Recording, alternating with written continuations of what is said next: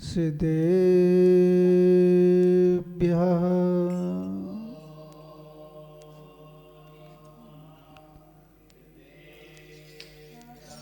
ओम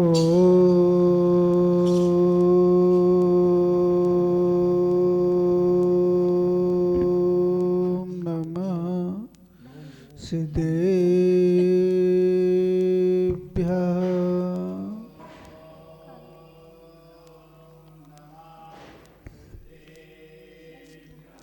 ऋणत्रयं च वन्दे चौवीशं जडशदा वन्दे पंचगुरुणा वन्दे चरणं चरणं सदा वन्दे नमो अरिहन्ताडं नमो सिद्धाडं नमो आयर्याडं नमो वज्रायाडं नमो लोये सब्बिशाहुडं। बोलो अनंतानंद सत परमेष्टि भगवान की। बादशाह दिवाकर श्री आचार्य विमल सागर जी महाराज की, गणाचार्य श्री विराग सागर जी महाराज की, आचार्य श्री विनिश्चय सागर जी महाराज की, तीन कमनो कोडमिराज की, आदि सागर जी महाराज की, अहिंसा परमो धर्म की, 64 रिद्धि महाविधान की।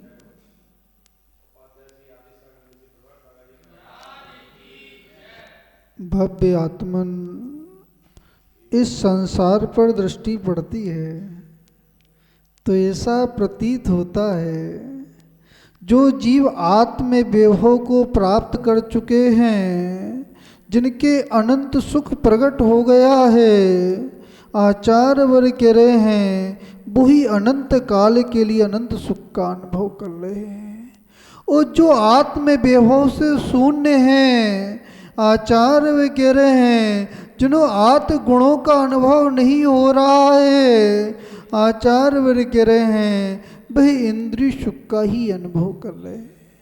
पर वह जीव पुरुषार्थ कर सकते हैं, वह पुरुषार्थ कर सकते हैं, उस आत्म वैभव को प्राप्त करने का पुरुषार्थ कर सकते हैं, धर्म पुरुषार्थ कर सकते हैं, वो धर्म पुरुषार्थ के बाद मोक्ष पुरुषार्थ करते हुए वो आत्म वैभव को प्राप्त कर सकते हैं।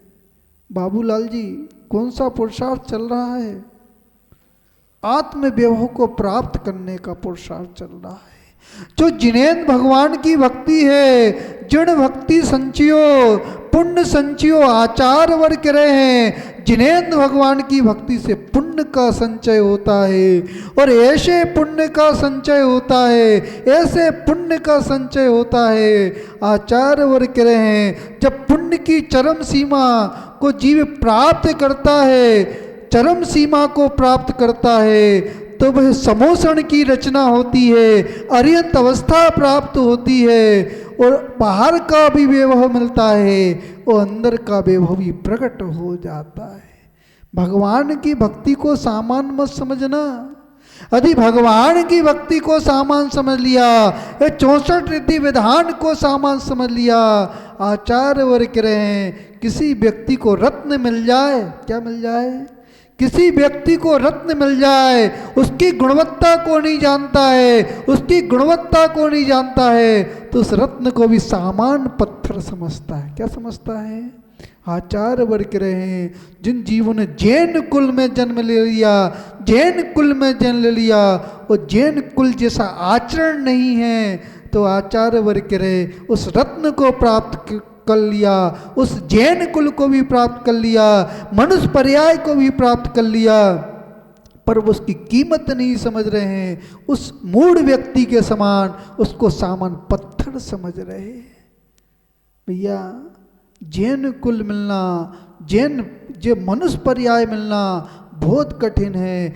इस संसार में कितने जीव हैं जो मनुष्य पर्याय में हैं, मनुष्य पर्याय में हैं, वो धर्म ध्यान कर रहे हैं कि नहीं कर रहे? आचार्य वर्ग कह रहे जो कसाई है वो सुबह से उठता है, कसाई का काम करता है, जो शराब बेचने वाला है वो सुबह से शराब बनाता है, वो आचार्य वर्ग कह रहे जो धर्मात्मा जैनी होते हैं, जो धर्मात्मा जैनी होते हैं, जैसी प्रभात होता है वो जिनेन्द्र भगवान की पूजन करने के लिए जिनालय में आ जाते हैं। आपका विशेष पुण्य का उदय है, विशेष पुण्य का उदय है। जिनेंद्र भगवान के जिनालय में बैठे हुए जिनेंद्र भगवान की अर्चना कर रहे हैं। अशोक भैया समझ में आ रहा कि नहीं आ रहा? ये सामान्य चीज नहीं है। जब विशेष पुण्य होता है तभी भगवान की शरण मिलती है, गुरु की शरण मिलती है। जब कई जन्मों का पुण्य मिलता है, आचार्य वर्ग रहे, कैसा भी निमित्त मिला हो, कैसा भी पूर्व में आपका पुरुषार्थ हुआ हो, उसी का पुण्य है कि आप जिनेंद्र भगवान की पूजन कर रहे हो। क्या कर रहे हो? पूर्व का पुण्य है। पर इसका दुरुपयोग मत करना।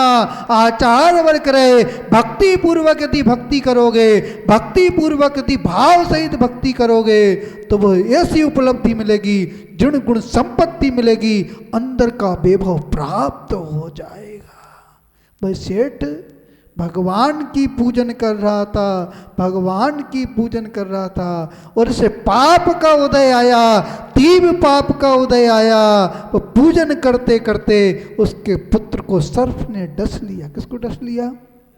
भैया पंडित जी तुमको सूचना मिल जाए तो विधान में मन लगेगा कि नहीं लगेगा? नहीं, वो तो केवल भगवान जानते हैं। कौन जानते हैं?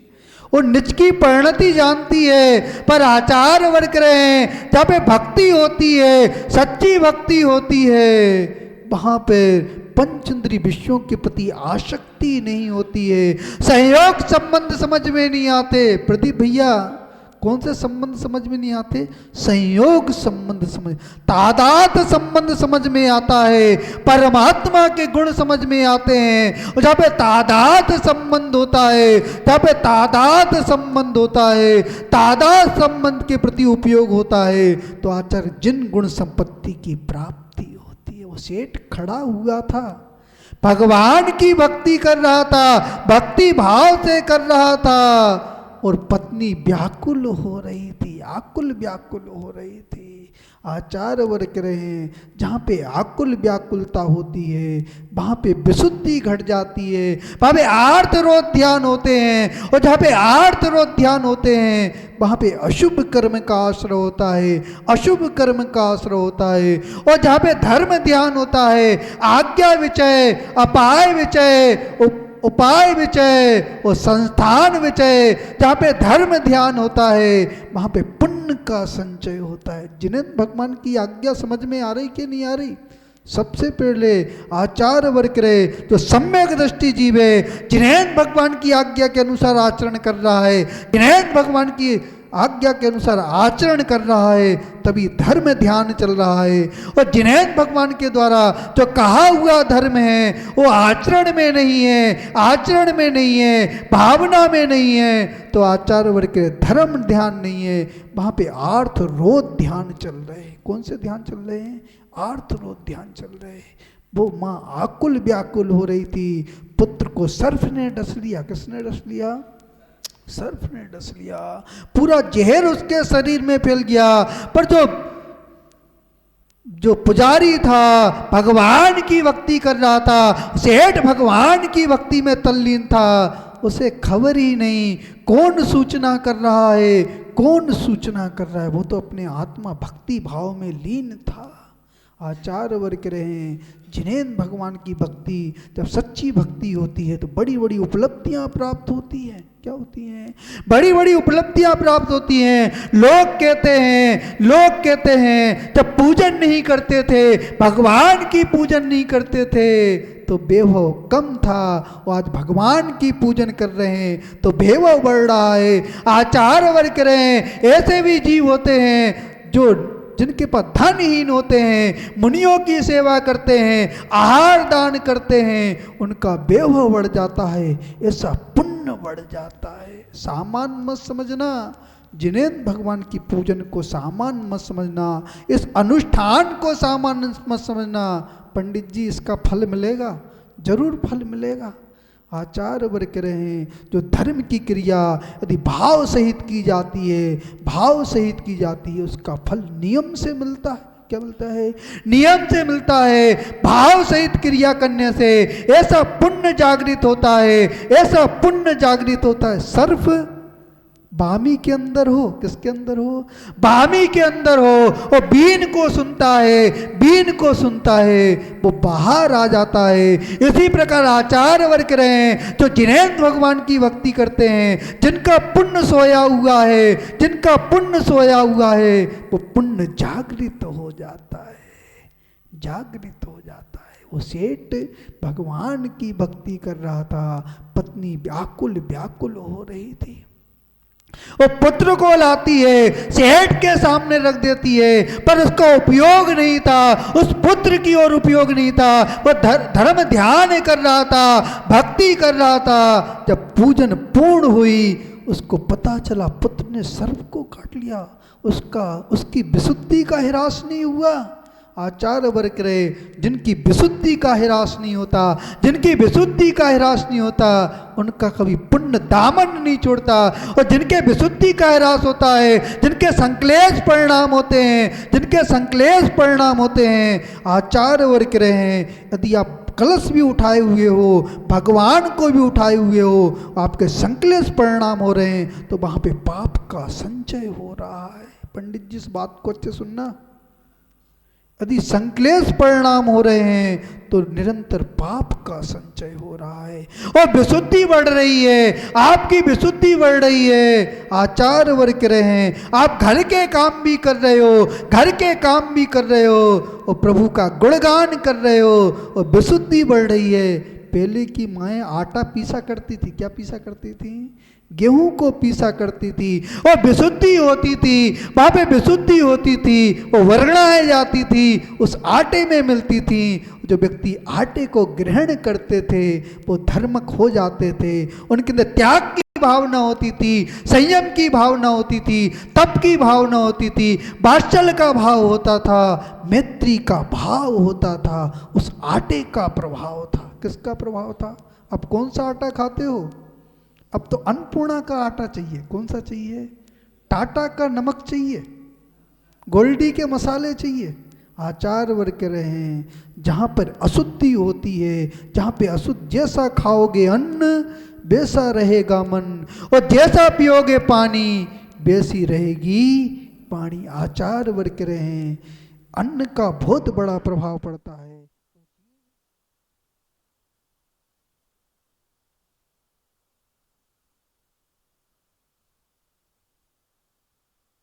गया उस पुत्र की ओर उपयोग गया, उसने गंदों तक उठाया। आचार्य वर्ग कह रहे जो सामान्य जल होता है, क्या होता है पंडित जी? सामान्य जल होता है, तो जैसे भगवान के ऊपर जाता है, भगवान के चरणों के ऊपर जाता है, तो गंदों तक परिवर्तित हो जाता है। आचार्य वर्ग कह रहे जो भव्य जीव होते हैं, जो भव्य जीव होते हैं, मिथ्यात्व के साथ होते हैं, और जैसे भगवान के चरणों में आते हैं, भगवान के चरणों में आते हैं, जैसे कर्ण लब्धि को प्राप्त करते हैं, कर्ण लब्धि को प्राप्त करते हैं, तो उनका मिथ्यात्व छूट जाता है, मिथ्यात्व छूट जाता है, और सम्यक की प्राप्ति हो जाती है, सम्यक की प्राप्ति हो जाती है। जिन्हें भगवान के दर्शन करने से आचार्य वर्ग रहे कर्ण लब्धि की प्राप्ति हो सकती है, सम्यक की प्राप्ति हो सकती है। अनादि मिथ्या दृष्टि भी सम्यक को ग्रहण कर सकता है। भगवान की पूजन करने वाला भाव सहित यदि आपने अंतर्मूर्त पूजन कर ली, भगवान की अंतर्मूर्त पूजन कर ली, आचार्य वर्ग के कसाय बैठ जाएगी, कसाय बैठ जाएगी, और सम्यक की उत्पत्ति हो जाएगी। पर ये भव्य जीव को ही उपलब्धि किसको है?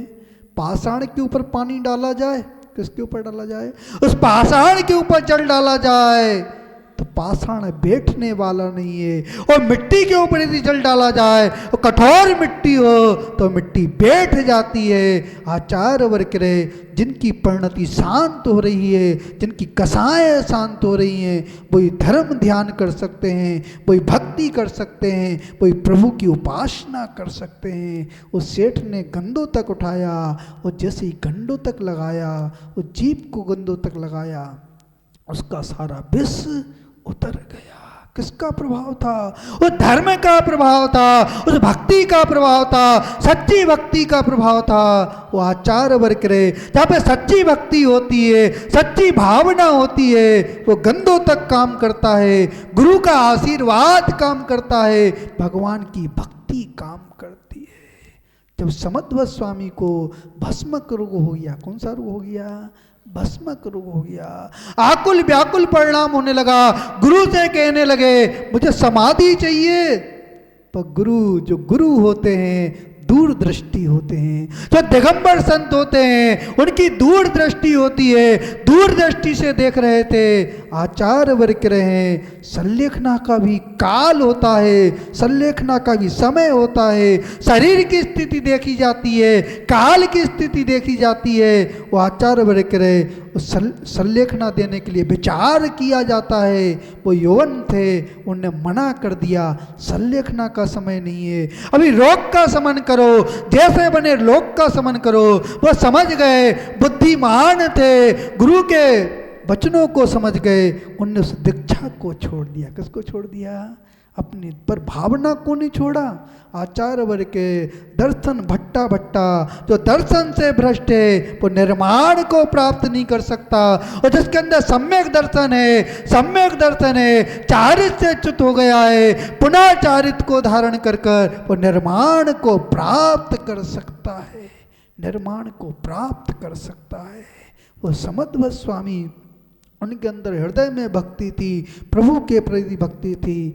वो एक शिवालय में जाकर रहने लगे, शिवालय में जाकर रहने लगे। प्रसाद का जो प्रसाद चढ़ता था उसका भक्षण करने लगे, और धीरे धीरे काल व्यतीत होने लगा, उनका पुण्य बढ़ने लगा, उस रोग का समन हो गया, रोग का समन हो गया। पर भक्ति कम नहीं हुई, और जैसे जैसे रोग का समन हुआ उनकी भक्ति बढ़ती गई, प्रभु के प्रति भक्ति बढ़ती गई, और ऐसा तीव्र पुण्य का उदय आया, उनके रोग का समन हो गया। वो राजा कह रहा है इस पाषाण को नमस्कार करो, इस पाषाण को नमस्कार करो। वो राजा कह रहा है ये पाषाण इस मेरे नमस्कार को नहीं सहन कर सकता। उनने स्वयंभू की रचना कर दी, स्वयंभू की रचना कर दी। और जैसे चंदा प्रभु भगवान का स्त्रोत पड़ा, वह पाषाण, सामान पाषाण नहीं बचा, उस पाषाण के टुकड़े हो गए। चंद्र प्रभु भगवान का जिन बिंब प्रकट हो गया, जिन बिंब प्रकट हो गया, जहाँ पे सच्ची भक्ति होती है, सामान पाषाण भी भगवान के रूप में परिवर्तित हो जाता है। आचार्य वर्ग रे, जो जिनेंद्र भगवान की भक्ति है, एक एक भक्ति में ऐसी शक्ति छिपी हुई है, ऐसी शक्ति छिपी हुई है, परमात्मा के गुणों को प्रकट करने की शक्ति है। समझ में आ रहा कि नहीं आ रहा? भैया समझ लेना, श्वास आ रही हो जा रही है, उस बालक का सारा विष उतर गया। आपका विष उतर पाया कि नहीं उतर पाया? मिथ्यात्व का विष उतर पाया कि नहीं उतर पाया? आचार्य वर्ग कह रहे, यदि मिथ्यात्व का विष उतर रहा है, मिथ्यात्व का विष उतर रहा है, जिनेंद्र भगवान की वाणी समझ में आ रही है, जिनेंद्र भगवान की आज्ञा समझ में आ रही है, तो आचार्य वर्ग कह रहे आपका सम्यक धर्म है, सम्यक धर्म है। और जिनेंद्र भगवान की वाणी समझ में नहीं आ रही, उस मारीची को समझ में नहीं आई। किसको समझ में नहीं आई? भगवान के समोसण पे बैठा हुआ था, मान उत्पन्न हो गया, भक्ति कम हो गई, जिनेंद्र भगवान के प्रति भक्ति कम हो गई। आचार्य वर्ग करे, जहाँ पे भक्ति कम होती है, चारित मोहिनी कर्म तीव्र होता है, और वहाँ पर जीव चारित से गिर जाता है। आपका चारित वृद्धिगत हो रहा है कि गिर रहा है? ये कली काल है। आचार्य वर्ग करे, लोग धन से प्रभावित होते। किससे प्रभावित होते? धर्म से प्रभावित नहीं होते। किससे प्रभावित होते? धन से प्रभावित होते हैं। पर आचार्य वर्ग रहे, जो धन है पुण्य, लक्ष्मी पुण्य की दाती है, आपका पुण्य है, आपका पुण्य है तभी धन मिलेगा, और पुण्य नहीं है तो वो धन मिलने वाला नहीं है। रावण की सोने की लंका थी। किसकी लंका थी? सोने की लंका थी। उसने अपने धन का दुरुपयोग किया, उसने अपनी परिणति का दुरुपयोग किया, उसने अपनी भावना का दुरुपयोग किया। वो सोने की लंका भी राख हो गई। क्या हो गई? राख हो गई। और राम की कैसी कुटिया थी? घास की कुटिया थी। किसकी कुटिया थी? और ऐसा पुण्य बढ़ा, ऐसा पुण्य पड़ा, अर्यंत अवस्था प्राप्त हुई, अर्यंत अवस्था प्राप्त हुई, 64 रिद्धियां प्रकट हो गई। जब रामचंद्र जी ने साधना की, वो कर्मों का क्षय किया, तो 64 रिद्धियां अपने आप प्रकट हो गई।